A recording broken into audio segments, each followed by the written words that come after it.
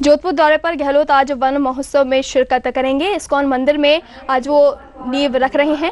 आइए आपको सीधे लिए चलते हैं इस कार्यक्रम में। आप अपनी टीवी स्क्रीन पर सीधी तस्वीरें देख सकते हैं। उस एक ऐसी शख्सियत की जो जनता से रूबरू होता है, जनता के दुख दर्द सुनता है, चल रहे हैं नित्य कर्तव्य पथ पर, जनहित कार्य हेतु सदा तत्पर, जनता का दर्द मिटाने में अग्रसर, वो कितने ही विरोधी स्वर विकास पथ पर बढ़ रहे हैं निरंतर और विराज रहे लोकप्रियता के शिखर पर।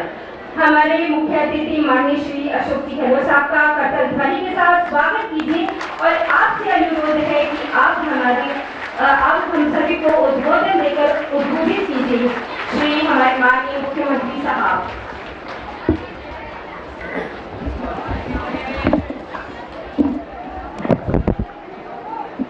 समारोह के अध्यक्ष हमारे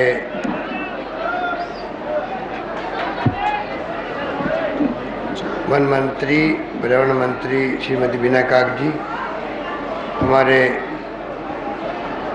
विशेष अतिथि लोकप्रिय सांसद आप हमारे यहाँ की, और संस्कृति मंत्री भारत सरकार आदरणीय श्रीमती चंद्रेश कुमारी जी, पाली के सांसद बद्रीराम जाखड़ साहब, महापौर रामेश दादी जी, राजेंद्र सोलंकी जी, जेडे चेयरमैन, जिला प्रमुख साहब श्रीमती दुर्गा देवी जी बलाई, विधायक सालिम मोहम्मद जी, ओम जोशी जी, खुशवीर सिंह जी प्रमुख साहब पाली,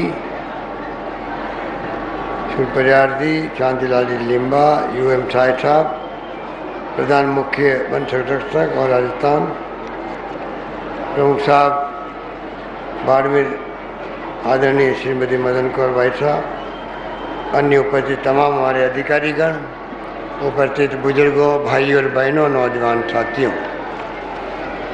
मुझे खुशी है कि आज 64वें राज्य स्तरीय वन महोत्सव के अवसर पर यहाँ आकर के मुझे बहुत ही खुशी हुई। मोतीसरा वनखंड कालीबेरी, और वो भी महात्मा गांधी आवासीय योजना के समीप एक शानदार इस कार्यक्रम का आयोजन संभव हुआ नगर निगम के सहयोग से। उसके लिए मैं एक तरफ तो वन विभाग के अधिकारियों को, मंत्री तो खैर है ही हैं जो मुख्य है विभाग की, और नगर निगम के चेयरमैन साहब को, मेयर साहब को, तमाम इनके वार्ड पार्षदों को, इनके अधिकारियों को, सबको मैं धन्यवाद देना चाहूँगा कि एक वन महोत्सव को,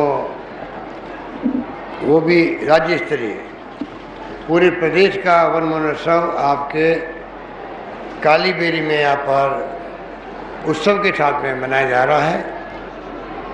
इसके लिए मैं इनको बधाई दूंगा और आप सबको बहुत बहुत शुभकामनाएं, मेरी मुबारकबाद देना चाहूँगा।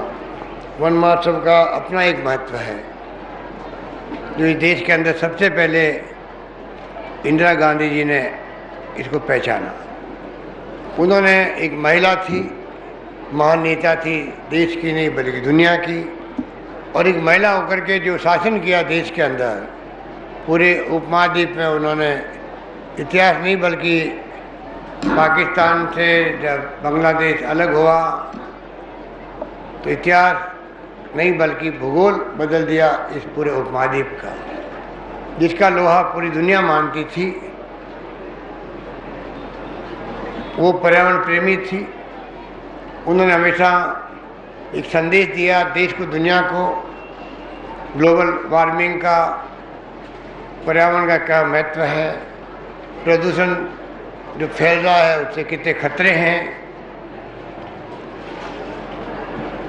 और इंदिरा गांधी ने जो संदेश दिया उस वक्त में, वो तो बाद में शहीद हो गई मुल्क के लिए, उनका सीना छलनी कर दिया गया आतंकवादियों द्वारा, और उनका संदेश घूमता रहा, गूंजता रहा और घूमता रहा देश और दुनिया के अंदर। अब जाकर के पिछले 15-20 साल से रियो के अंदर और दुनिया के अंदर प्रति वर्ष वहाँ पर महासम्मेलन आयोजित होते हैं, दुनिया भर के राष्ट्रपति और प्रधानमंत्री वहाँ पहुँचते हैं, विचार विमर्श होता है कि दुनिया को बचाना है आने वाली पीढ़ियों के लिए, तो हमें पर्यावरण को बचाना पड़ेगा। पर्यावरण और ग्लोबल वार्मिंग जिस रूप में खतरे बने हुए हैं, वो पर्यावरण के माध्यम से उसकी रक्षा हो सकती है। इसलिए वनों का अपना महत्व है, जो सदियों से, जब से पृथ्वी में वनों की स्थिति खराब होती जा रही है, वन कटते जा रहे हैं। होना ये चाहिए कि एक पेड़ कटे तो 10 पेड़ लगे, उसकी बजाय अपने स्वार्थ के अंदर हम लोग चोरी छुपे भी सही वनों की कटाई करते हैं लकड़ी बेचने के लिए, और इस रूप में कटाई होती है कि राजस्थान जैसे प्रदेश में 2/3 रेगिस्तान में इलाके हो गए। रेगिस्तान बढ़ता ही जा रहा है, खतरे हमारे सामने हैं। इसलिए जरूरी है कि हम, ये कोई विषय मामूली विषय नहीं है, ये कोई ऑर्डिनरी मीटिंग नहीं है, ये वन महोत्सव मनाने का एक संदेश है पूरे प्रदेशवासियों के लिए। और मैंने कहा था पिछली बार जब मैं आपके आशीर्वाद से सरकार में था, प्रथम सेवक के रूप में, मुख्यमंत्री के रूप में काम कर रहा था, तो मैंने कहा पानी बचाओ, बिजली बचाओ और सबको पढ़ाओ कहा था मैंने, जिसका अपना आज भी महत्व है। इस बार सरकार बनी आपके आशीर्वाद से, मुझे अवसर मिला दूसरी बार, तो मैंने कहा पानी बचाओ, बिजली बचाओ, सबको पढ़ाओ के साथ में वृक्ष लगाओ भी आवश्यक है, और बेटी बचाओ भी आवश्यक है। तो मेरा नारा 5 विषय को लेके हो गया, पानी बचाओ, बिजली बचाओ, सबको पढ़ाओ, वृक्ष लगाओ और बेटी बचाओ।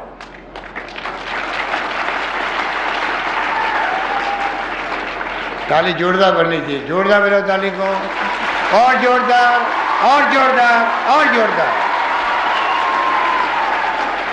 ये नई पीढ़ी बैठी हुई है, इनके भविष्य के लिए नारा है ये, इनके आने वाली पीढ़ियों के लिए नारा है, नारा नहीं है बल्कि हकीकत है। अगर पानी नहीं बचाएंगे तो जो चेतावनी दी गई है कि 2 विश्व युद्ध हो चुके हैं, 2 विश्व युद्ध हो चुके हैं, दुनिया के विश्व युद्ध कहलाते हैं, वर्ल्ड वार 2 हो चुके हैं, और ये कल्पना की गई है अगर इस धरती पे कभी 3रा विश्व युद्ध होगा तो पानी को लेके होगा। और कल मैं गया यहाँ पर साइंस का जो सेंटर खुला है उसका उद्घाटन हुआ। मैं आपसे अपील करना चाहूँगा, आप सब लोग, अभी तो फ्री में हैं, 5 सितंबर तक फ्री एंट्री आप सबके लिए, महिलाएं भी जाए, बुजुर्ग जाए, सब जाके देखे वहाँ पे क्या करिश्मा है साइंस का, विज्ञान का। आपको आश्चर्य होगा, जो आप जादू देखते हैं कई बार लगता है तो सच्चाई होगी, वो आपको मालूम पड़ेगा कि वास्तव में जादू कला जो है वो भी ट्रिक है, विज्ञान है। विज्ञान के माध्यम से आपको सब बातें बताई जाएगी। इसलिए मैं कहना चाहूँगा आपको, ये जो नारा नहीं है, ये वास्तव में हमें सोचना पड़ेगा। अगर पानी नहीं बचाया तो कल मैंने वहाँ देखा दुनिया भर के अंदर पानी है समुद्र सहित, वो दुनिया के जो एरिया उसके मुकाबले में बहुत कम पानी है। वही पानी भाप बन के ऊपर जाता है, वही पानी वापस आता है पूरी दुनिया के अंदर। और पानी जितनी आबादी बढ़ती जा रही है, प्रति व्यक्ति पानी की क्वांटिटी कम होती जा रही है, वो आपको वहाँ देखने को मिलेगा। आपको आश्चर्य होगा हम किस तरह खतरे की तरफ आगे बढ़ रहे हैं। ये तमाम बातें विज्ञान की, टेक्नोलॉजी की है। जो राजीव गांधी ने कहा था कि हम नई शताब्दी में जा रहे हैं तो तैयारी करके जाओ, जैसे दुनिया के उन मुल्कों के बराबर खड़े हो सके जहाँ कोई गरीबी नहीं होती है, भुखमरी नहीं होती है, विकसित राष्ट्र है, प्रति व्यक्ति आय ज़्यादा है, गुणवत्ता अच्छी है जीने की। ये कल्पना उन्होंने की थी उस जमाने के अंदर। इसलिए मैं कहना चाहूँगा आपको, वृक्षों की तो हमें समझने की जरूरत नहीं होनी चाहिए। हमारे देश में तो वृक्षों की पूजा होती रही है। हमारी माता बहनें बैठी हुई है, पीपल से लगा के सब वृक्षों की पूजा होती है, बेलपत्र को चढ़ाते हैं। जिस मुल्क में संस्कार, संस्कृति, मान परंपरा रही है, जहाँ वृक्षों की पूजा होती आई है सदियों से, तो हमारे पूर्वज जो थे कितने समझदार लोग थे, कितना महत्व समझते थे वनों का और वृक्षों का। उस जमाने से पूजा करते आ रहे हैं, पूजा के माध्यम से ही लोग भावना जुड़े वृक्षों के प्रति। इसलिए हर व्यक्ति, हर बालक बालिका कम से कम एक वृक्ष लगाने का संकल्प कर लें कि मुझे ज़िंदगी में एक वृक्ष लगाना नहीं है, वो ऊपर बड़ा कैसे हो, ध्यान रखना। फिर बच्चों को पालते हैं, बच्चा पैदा होते ही पालने लगते हैं, उसको बड़ा करते हैं, ये बहुत बड़ा हो जाता तो फिर परवर छोड़ देते, भाई अब अपना पैरों में खड़ा हो गया। उसी प्रकार से आपको वृक्ष को भी लगाना ही नहीं है, खाली उसको टाइम पे पानी देवें, वृक्ष बड़ा होते दिखे आपको, लगे मेरा वृक्ष लगाया हुआ है। उस रूप में आपका जुड़ाव होगा वृक्षों से। कम से कम 1 महीने का, ज़्यादा भी लगा सकते हैं आप, तब जाकर के आप जो है ये मानसून का जो मिजाज बदल रहा है, अभी अकाल सूखे पड़ते रहते राजस्थान के अंदर। 65 साल में कोई 50-52 साल अकाल सूखे में रहे हम लोग। पिछले 4 साल से वृक्षों की संख्या बढ़ी भी है, माहौल बदला भी है। जापान के सहयोग से भी कई स्कीम बना के वन विभाग कोई 1100 करोड़ रुपये खर्च कर रहा है। कई स्कीम मैंने देखा है इनके विभाग के नोट शीट में, कैसे अधिक से अधिक वृक्ष लगे, ये प्रयास करोड़ अरबों रुपये खर्च करती सरकार, तब जाके वृक्ष लगते हैं और वनों का फैलाव होता है। क्यों करते हैं? जिससे कि पर्यावरण संतुलन रहे, मानसून अच्छा है, बरसात होने की संभावना बढ़ जाती है। जहाँ पेड़ पौधे होंगे वहाँ बरसात आने की संभावना बढ़ जाती है। इसलिए हम सब का कर्तव्य बनता, हम किस प्रकार से इस काम को आगे लें। विश्व समाज हमारा है, आप देखो वो पशु पक्षी, वृक्ष लगाने के बाद खेजड़ी मेले में आप देखते हो आप, जो कितना त्याग हुआ वहाँ पर, तब जाके वृक्ष बचने का एक संदेश गया। अमृता देवी के नाम से पुरस्कार मिलने लग गया राजस्थान सरकार की तरफ से। हमें वृक्षों के महत्व को उस जमाने से लोग समझाते आए हैं, जम्बेश्वर महाराज के ज़माने से समझाते आए हैं। हमें उन भावनाओं को समझना चाहिए, उस रूप में हमें अपने आप को समर्पित करना चाहिए, तब जाकर के हम लोग आगे बढ़ पाएंगे। बिना काग जी ने और चंद्रेश जी ने आपको विस्तार से बताया फॉरेस्ट के बारे में, नेशनल पार्क के बारे में, पर्यावरण के महत्व के बारे में, पशु पक्षियों के बारे में। घोड़ावण तो हमारा राज्य पक्षी के रूप में बचाव करना जरूरी है। कोई 60 करोड़ की स्कीम बनी है एक पक्षी को बचाने के लिए। कल्पना करो कि उसके पीछे क्या भावना हो सकती है, क्या महत्व है पशु पक्षियों का जीवन के अंदर। इसलिए हमें समझना पड़ेगा कि ये विषय बहुत बहुत महत्वपूर्ण विषय है, जिसके लिए आप आज सब पधारे हो। मैं आपको साधुवाद देता हूँ। ये कोई खाली पॉलिटिकल मीटिंग नहीं थी, तब भी आप इतनी बड़ी तादाद में आप आए हो। रावेद आदित्य तो कल से गायब थे हमारे प्रोग्राम से, मैं तो वहाँ जा रहा हूँ प्रोग्राम के अंदर। तो आप समझ सकते हो कि नगर निगम ने इसको महत्व दिया। हमारी ड्यूटी कि हम कैसे ये पूरे पहाड़ी हरी भरी रहे, कच्ची बस्तियाँ नहीं बसे यहाँ पर। गांधी आवास कॉलोनी बस रही है शानदार यहाँ पर। नगर निगम ने स्कीम बनाई, हमने उसको लॉन्च किया है। पट्टे जब मिलेंगे तो पूरा साइट प्लान बन के मिलेंगे। नगर निगम के चक्कर लगाने की जरूरत नहीं आप लोगों को, ये मैं कहना चाहूँगा। घर बैठे हुए आपको पट्टे मिलेंगे। मेरे ख्याल से आपके 2016 मकानों की और स्कीम बनी है कालीबेरी में, भूरीबेरी में। राजीव आवास योजना केंद्र सरकार की है, लागू हो रही राजस्थान के अंदर, जोधपुर के अंदर भी, नट बस्ती में भी लागू हो रही है और जगह लागू होगी धीरे धीरे। पूरे मकान बना के दिए जाएंगे गरीबों को। हमारा तो खुद का सोच है कि राजस्थान में हर परिवार का पक्का छत हो, हर परिवार के साथ में।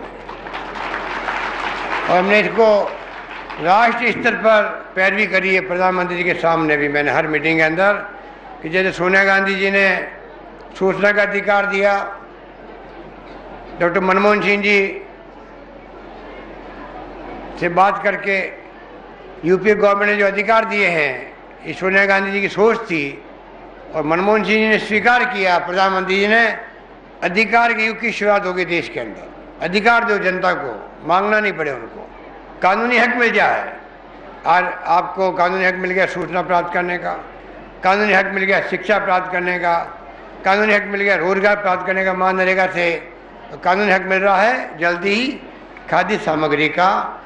1 रुपये किलो मक्का बाजरा, 2 रुपये किलो गेहूँ और 3 रुपये किलो चावल।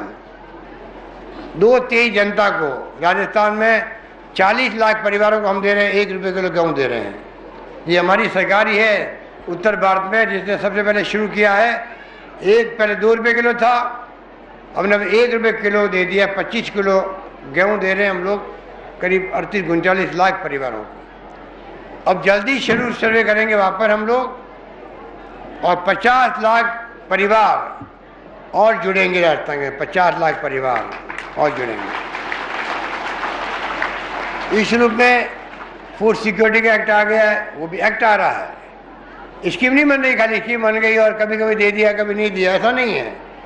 कानून बनना देश के अंदर। सोनिया गांधी और मनमोहन सिंह जी ने पार्लियामेंट में कानून बना करके, मैंने गिनाया आपको, सूचना का अधिकार, शिक्षा का अधिकार, मनरेगा के माध्यम से रोजगार का अधिकार, और अब आपका ये फूड सिक्योरिटी बिल, खाद्य सामग्री का अधिकार।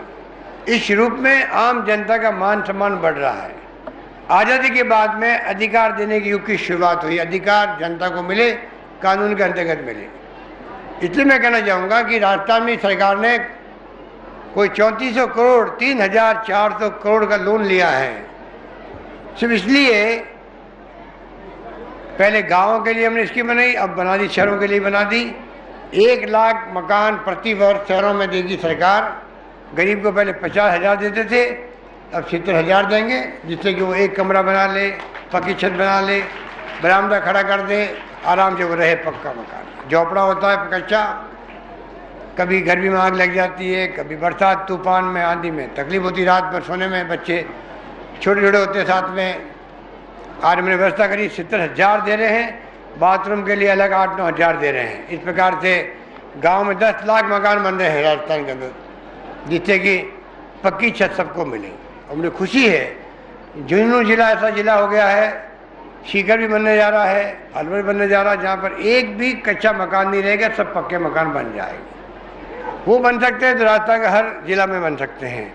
इस रूप में सरकार की जो इतनी स्कीम आई है, पेंशन की योजना अलग लागू कर दी हमने, वृद्धों के लिए, बुजुर्गों के लिए, विधवा बहनों के लिए, जिनके पति छोड़ देते हैं, परित्यक्ता महिलाओं के लिए, एकल नारी के लिए, निःशक्तजनों के लिए, विशेष योग्यजनों के लिए पेंशन की साझेदार कोई 35 लाख लोग जुड़े हैं, 35 लाख लोग एक साथ जुड़े हैं पेंशन स्कीम माँ अभियान के रूप में। वो सबको मिलने लग गई है राजस्थान के अंदर। उनका घर में भी मान सम्मान बढ़ गया, बुजुर्गों का भी।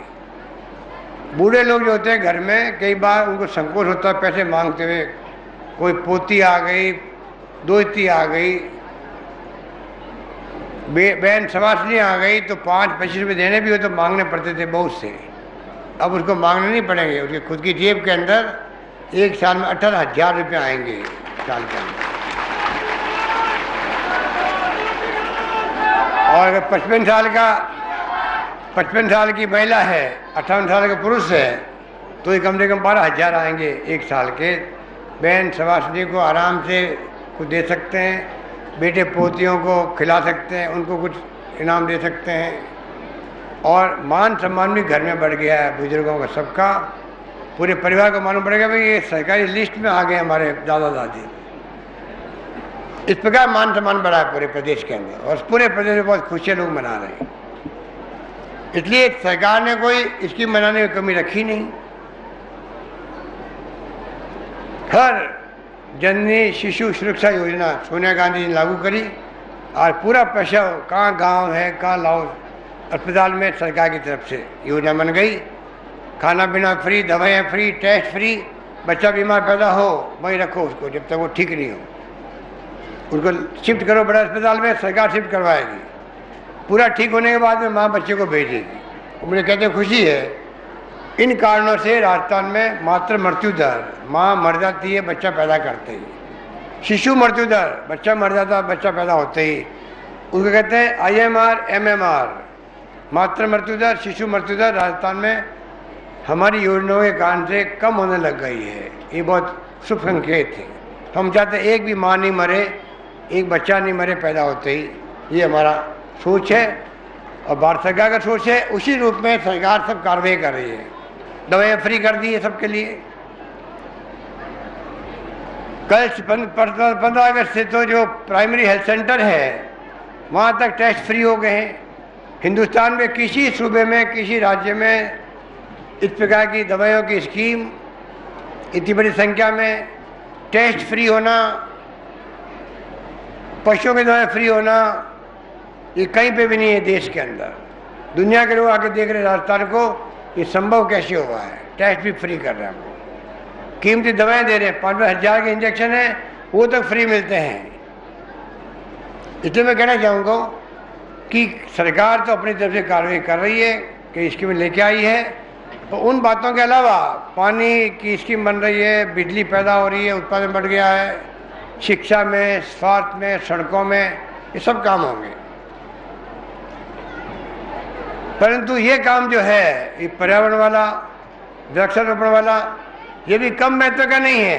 कहने का मतलब ये है बड़ी बड़ी योजनाएं आ गई, बांध बन जाएंगे, अट्टालिकाएं बन जाएगी, पर वृक्षारोपण करना बहुत आवश्यक है, वनों की रक्षा करना बहुत आवश्यक है। इसलिए मैं आह्वान करना चाहूँगा कि जो शुरुआत कालीबेरी से हुई है, ये मैसेज पूरे क्षेत्र में जाना चाहिए, पूरे प्रदेश के अंदर।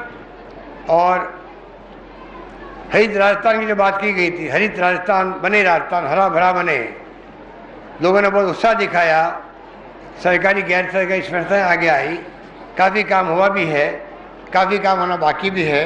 मैं उम्मीद करता हूँ कि इस प्रकार के महोत्सव मनाने से और ज़्यादा संदेश जाएगा और आने वाले वक्त में हर व्यक्ति, हर नौजवान के दिल में भावना रहेगी मुझे कैसे हरे भरे राजस्थान बनाने के लिए अपने आप की भागीदारी निभानी है।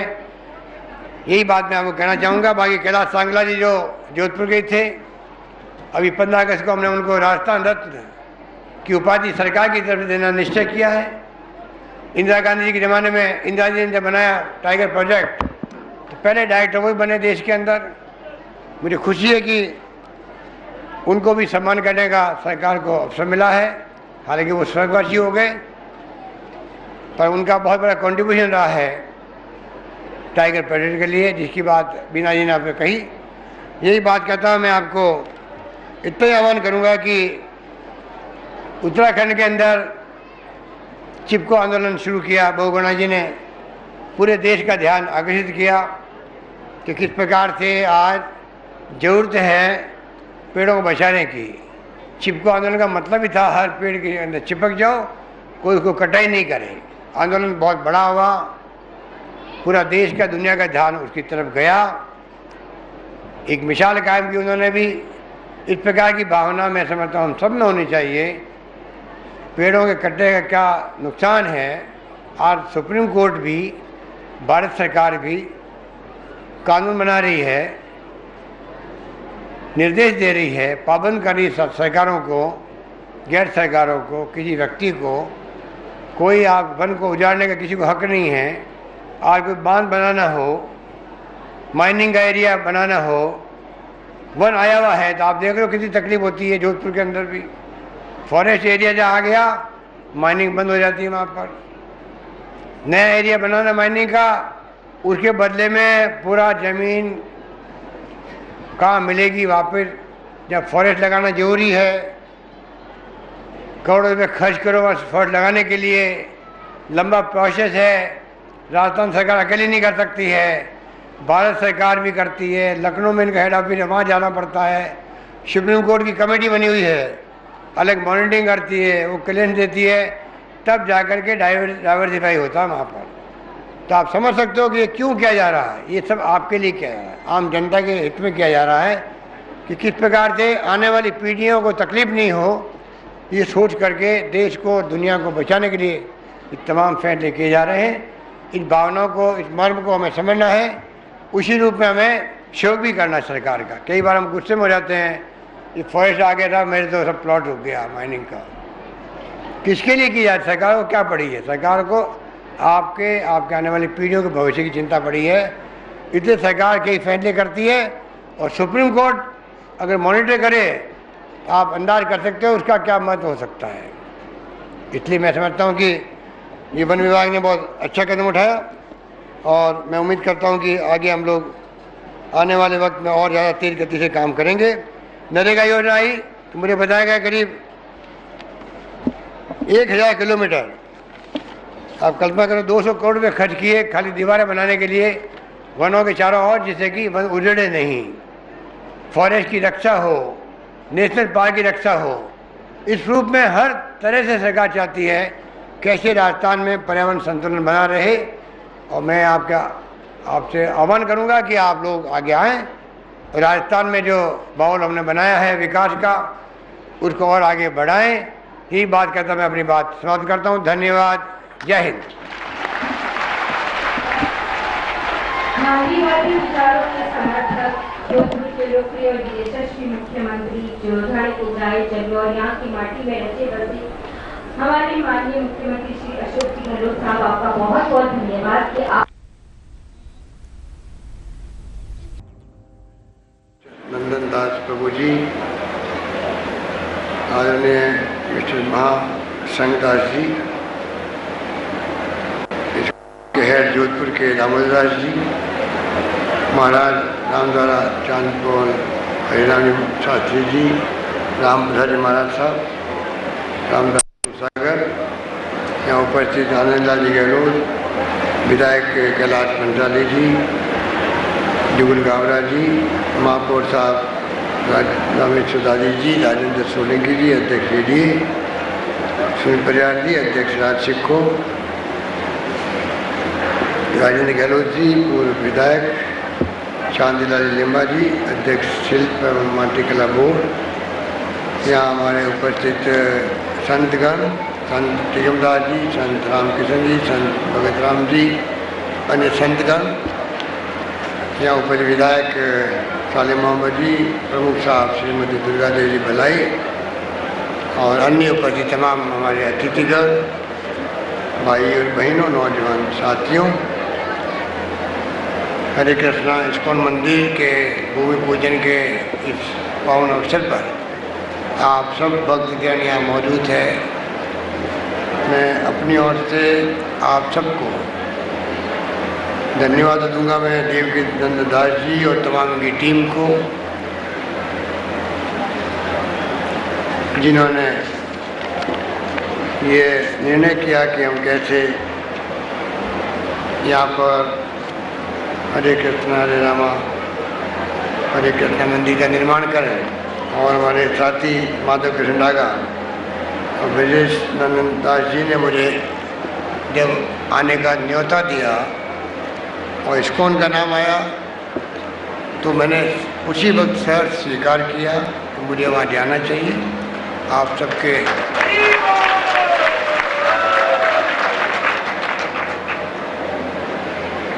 दर्शन करने का सौभाग्य मिलेगा और जो एक नई शुरुआत इस्कॉन के मंदिर पूरे देश में, मुझे बताया गया करीब 700 मंदिर हैं देश दुनिया के अंदर,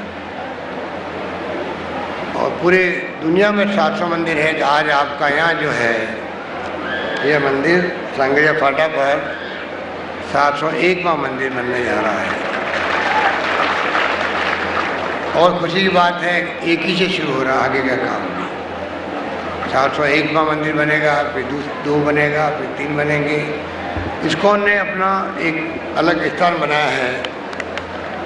ये भगवान कृष्ण के नाम से जो संदेश है देश और दुनिया में पहुंचाने का काम अगर सबसे बड़े रूप में किसी ने किया है तो इस्कॉन के माध्यम से ये संभव हुआ है।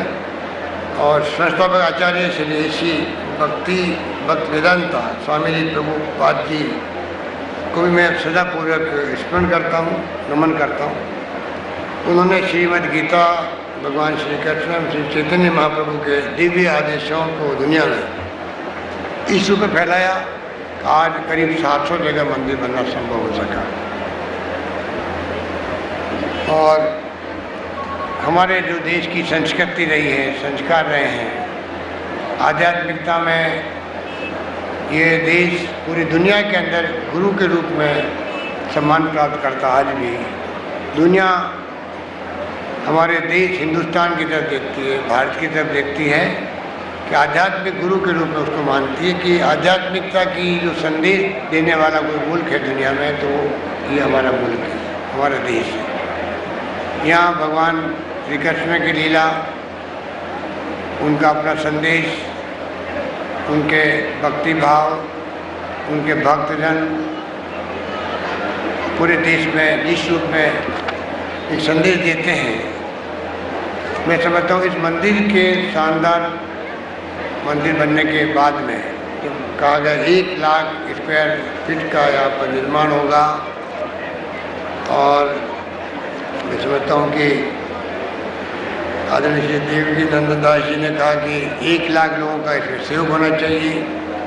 बहुत सुंदर बात उन्होंने कही। 1 लाख स्क्वायर फीट का, जैसे आनंदलाल जी ने भी, गहलोत साहब ने बताया पूरी किस रूप में यह मंदिर की भूमि का, जो मंदिर के लिए आगे बढ़ के जो समर्पण हुआ है, इसका भी आपने इतिहास सुना। किस रूप में पूरे परिवार के लोगों ने आगे आकर के, जिनका भी मैंने सम्मान किया, उन्होंने इतनी कीमती भूमि, आप जानते हो कि भूमि और ज़मीन को लेके ही पूरी राजनीति चल रही देश के अंदर। कई लोग तो हजारों लोग लगे हुए भूमि के कारोबार में लगे हुए हैं। भूमि वास्तव में सोना ही उगल रही है, और भूमि के लिए कई भूमाफिया पैदा भी हो गए हैं, जो भोले भाले किसानों की भूमि को हड़प लेते हैं सस्ते के अंदर। वो काम भी हम ध्यान रखते हैं कि भूमि इस रूप में कोडिंग भाव नहीं जाए, किसान की भूमि पूरा दाम मिले। और ये भूमि आज 1 करोड़ की ज़्यादा की लागत की है, जहाँ मंदिर बनेगा उसमें गहलोत परिवार ने आकर के फ्री में इसको उनको दे दी। ये मैं अपनी ओर से, आप सबकी ओर से इनका हार्दिक स्वागत करना चाहता हूँ।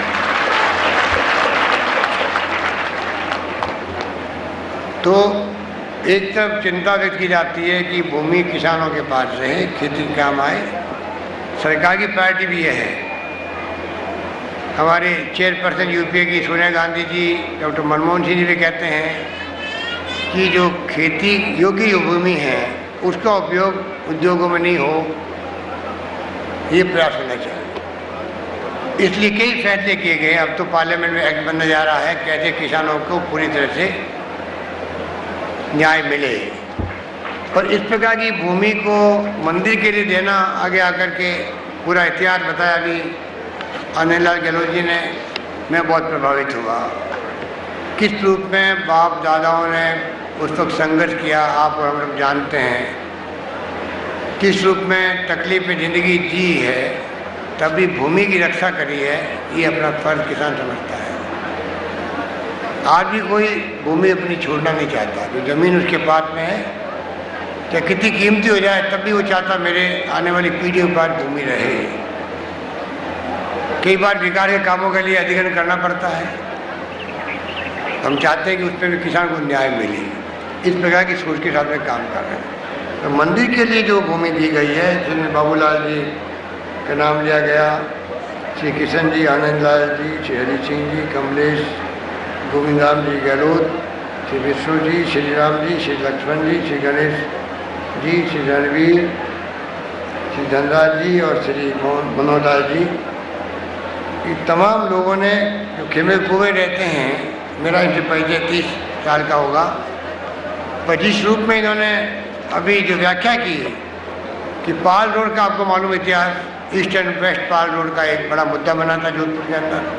हमारी सरकार आई थी, तो हमने किसानों के हित के लिए उस ज़मीन को हमने जो एक्वायर हो रही थी, अधिग्रहण हो रही थी, उस अधिग्रहण से मुक्त कर दिया था उस ज़माने में।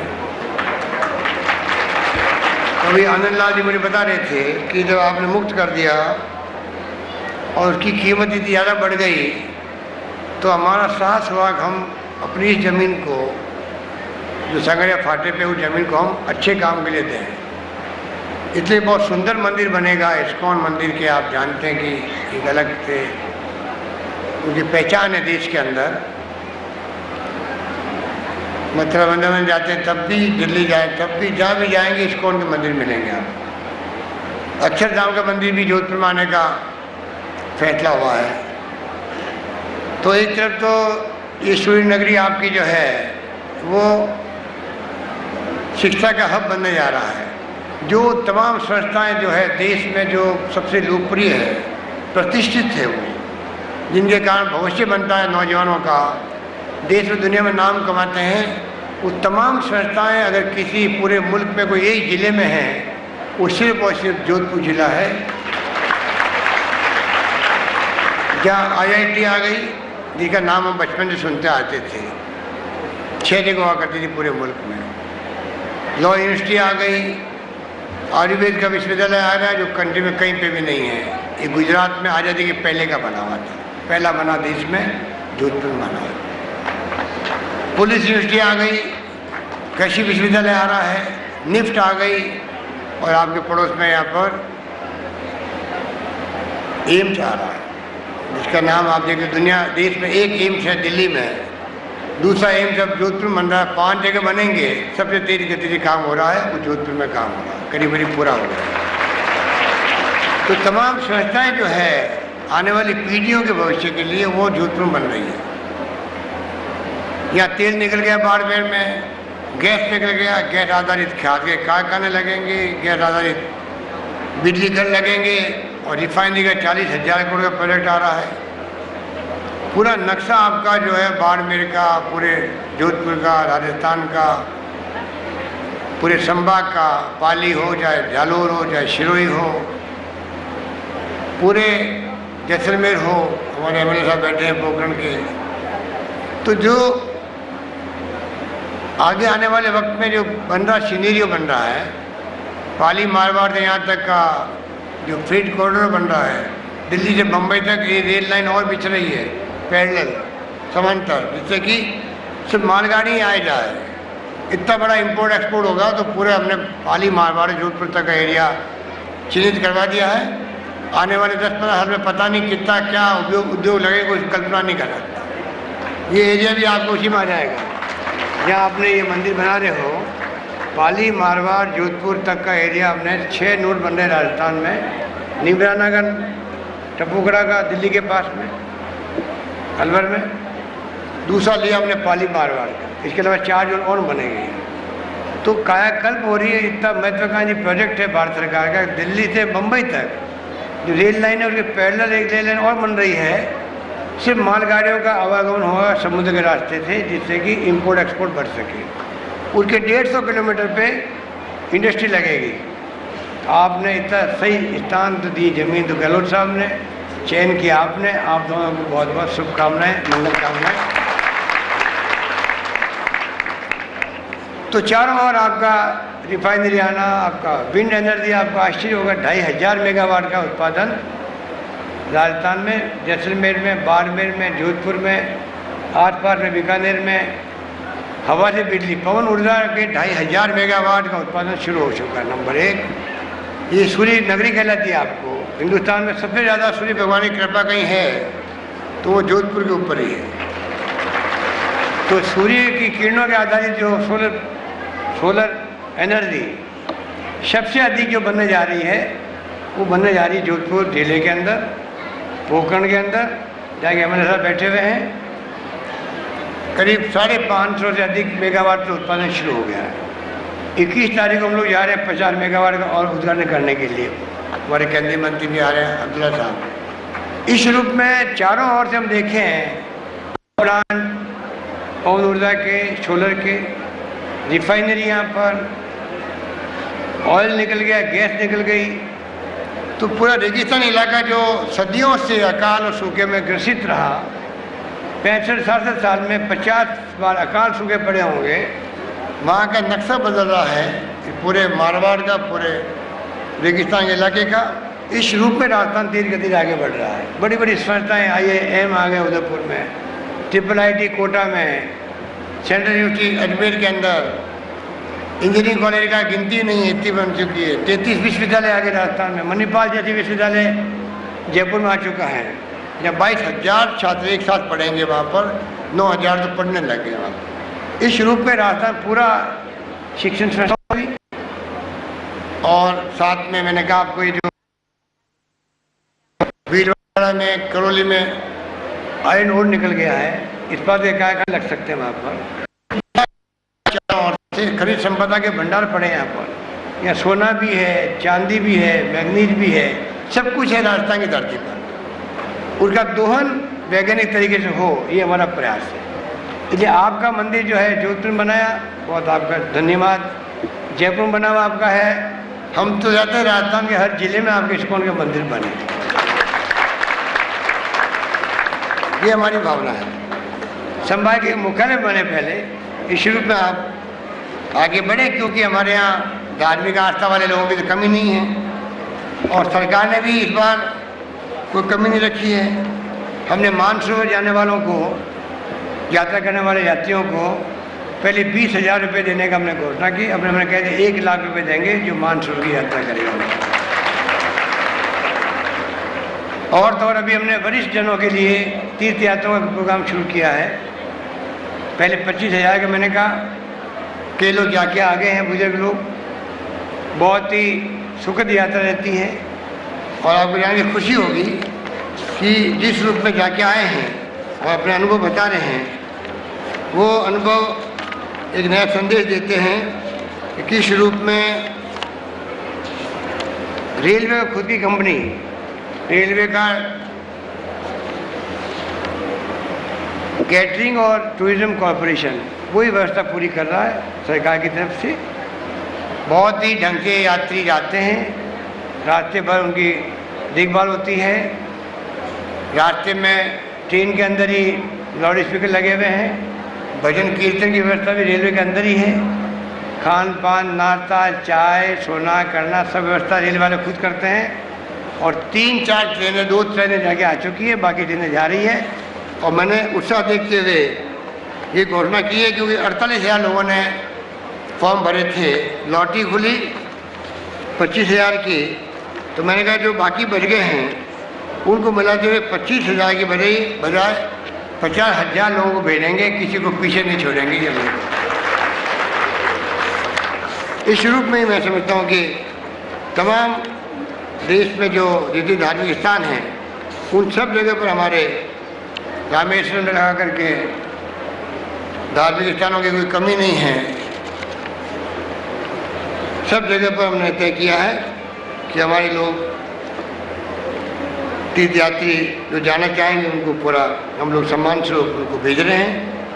और सबसे खुशी की बात है कि गायों के लिए भी सरकार ने पहली बार गायों का, जो यहाँ गौ भक्त लोग हैं, गौशाला चलाते हैं, दानदाता भी हैं, उनके लिए अलग से हम लोगों ने व्यवस्था करी है कि अलग से पहली बार सरकारी विभाग खुल गया है गौशालाओं की देखभाल करने के लिए, गायों की देखभाल करने के लिए। पहले कभी भी नहीं था और पूरे देश में कहीं नहीं खुला होगा।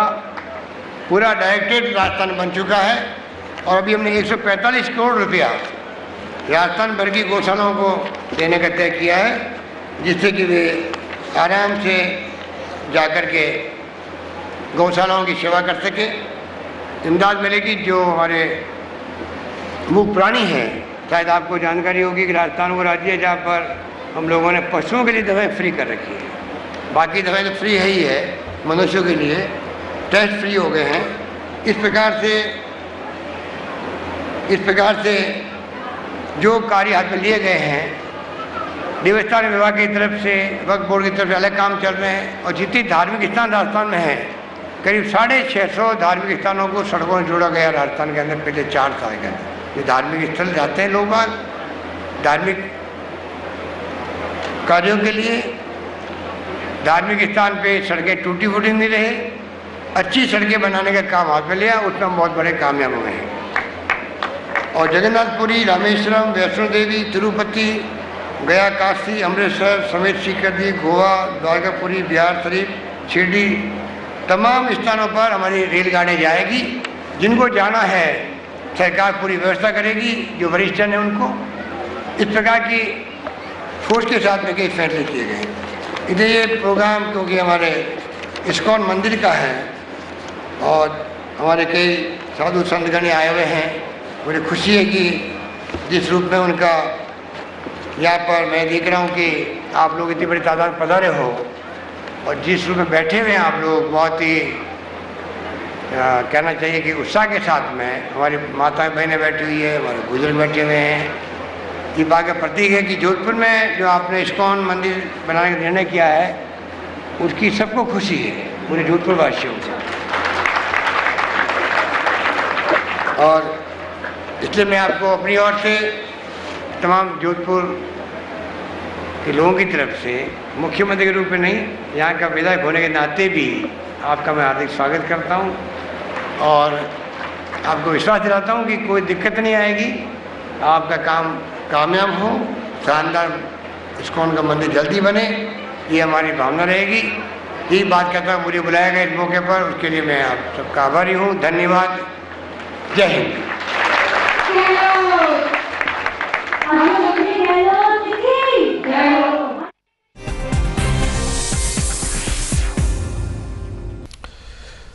और आइए आगे बढ़ते हैं। आइए आपको सीधे लिए चलते हैं जोधपुर, जहां से खबर ये मिल रही है कि जोधपुर के कला निकेतन में मुख्यमंत्री अशोक गहलोत एक पुरस्कार समारोह में हिस्सा ले रहे हैं। इसी तस्वीर हम आप तक पहुंचा रहे हैं जोधपुर से। आवाज दे रही हूं श्री साबिर खान और आपको मंच पर ला रहे हैं श्री शरद तैयार। जोधपुर में जन्मे श्री साबिर सीकर घराने से ताल्लुक रखते हैं। देश विदेश में आप बहुत से कार्यक्रम कर चुके हैं और लगभग सभी बड़े ख्याति प्राप्त कलाकारों के साथ आपने काम किया है और जोधा अकबर सहित अनेक फिल्मों में सारंगी बजाई है। प्रदेश की इस प्रतिभा का हम युवा पुरस्कार प्रदान कर हौसला अफजाई करते हैं। मैं मंच पर बुलाना चाहती हूँ युवा पुरस्कार के लिए शास्त्रीय गायन में श्री मोहम्मद अमान। आपको मंच पर ला रहे हैं श्री अनवर खान मांगलिया।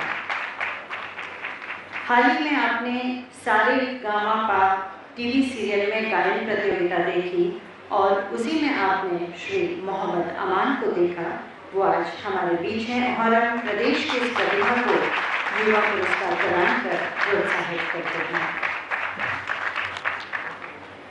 शास्त्रीय गायन के लिए अब युवा पुरस्कार के लिए मैं बुलाना चाहती हूँ श्री समर्थ जानवे और आपको मंच पर ला रहे हैं श्री शरद तैयार।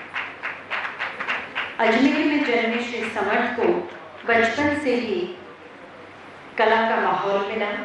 आपने प्रादेशिक और राष्ट्रीय संस्थाओं में आयोजित कार्यक्रमों में प्रभावी प्रस्तुतियाँ दी है। हम यहाँ पर आपका युवा पुरस्कार देकर प्रोत्साहन बढ़ाते हैं। श्री समर्थ जानवे। कदम बढ़ाते चलो मार्ग अपने आप मिलेगा, नींद पिलाते चलो फूल अपने आप खिलेगा। जिन्होंने की है कड़ी साधना उन्हें उसका फल आज जरूर मिलेगा।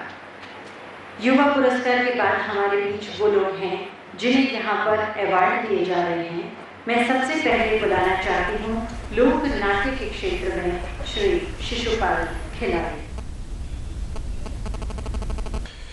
और आइए अब सीधे रुख करते हैं जोधपुर के कला निकेतन का। मुख्यमंत्री अशोक गहलोत अपनी बात रख रहे हैं। कलाकार बंधुओं, कलाकार और बुजुर्गों, भाइयों और बहनों, नौजवान छात्र, मुझे बहुत खुशी है कि राजस्थान संगीत नाटक अकादमी द्वारा अवार्ड पुरस्कार का जो ये समारोह आयोजित किया गया उस पर मुझे आने का शुभ अवसर मिला। इस बात की मुझे बहुत खुशी है और मैं श्री चारण साहब को, तमाम उनके एकेडमी के साथियों को धन्यवाद दूंगा कि मुझे अवसर दिया आपके बीच में आने का।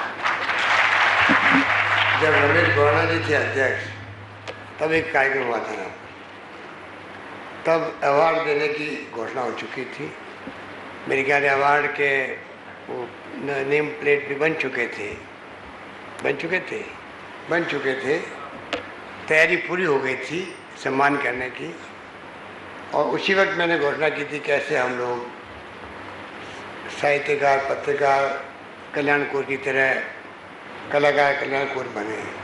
5 करोड़ रुपये की घोषणा की, पर बाद में चुनाव आ गए, सरकार बदल गई और वो हमारे प्रशस्ति पत्र सब धरे रह गए थे।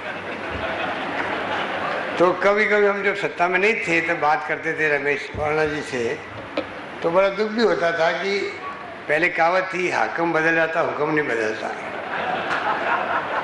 और लोकतंत्र में ये होना ही चाहिए। बिना लोकतंत्र भी ये कहावत थी कि हाकम बदल जाए हुक्म नहीं बदलता है, और लोकतंत्र में तो ये बात होनी ही चाहिए, पर दुर्भाग्य से हुई नहीं।